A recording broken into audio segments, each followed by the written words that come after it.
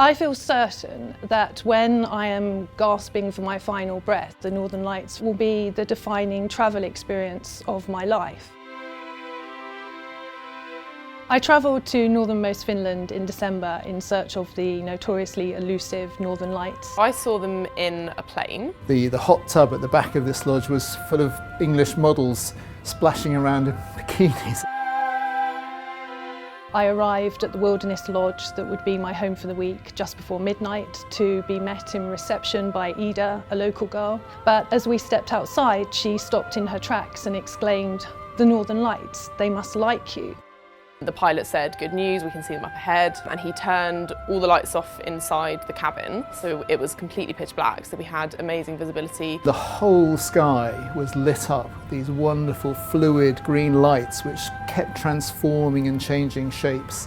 There was curtain after curtain of light, and it was lime green, but also flickers of pink. We could see this kind of glow up ahead of us, like this sort of kind of eerie, mystical glow from some distance away. Then after about 5 minutes, the sky went black, and out of the darkness came what looked like a giant serpent. It stretched across the sky before coiling one end into a perfect spiral.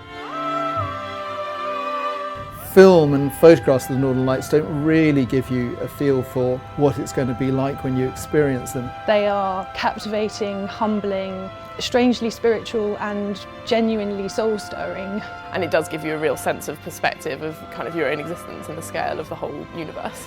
I didn't realise it could be quite so spectacular and so different and so otherworldly. September, October and March around the autumn and spring equinox are statistically the best times to see the lights. Northern Finland is a very good bet. It's quite easy to get to in winter. If you're flying in and out of somewhere like Iceland, reserve yourself a good window seat, maybe mention to the cabin crew that are interested in seeing them and they'll be able to advise, for example, whether visibility is good that night. You really need to have a clear sky, cold temperatures, dark nights. There are a lot of things which have to come together before you get a really fantastic display. Take thermal gear. It's incredibly cold up there. The night that I saw them, it was bone-numbing minus 25 degrees. Keep checking outside. Take a good camera if you want to try and capture the lights. There's a very good chance if you go for 3 or 4 nights in winter north of the Arctic Circle that you will see something.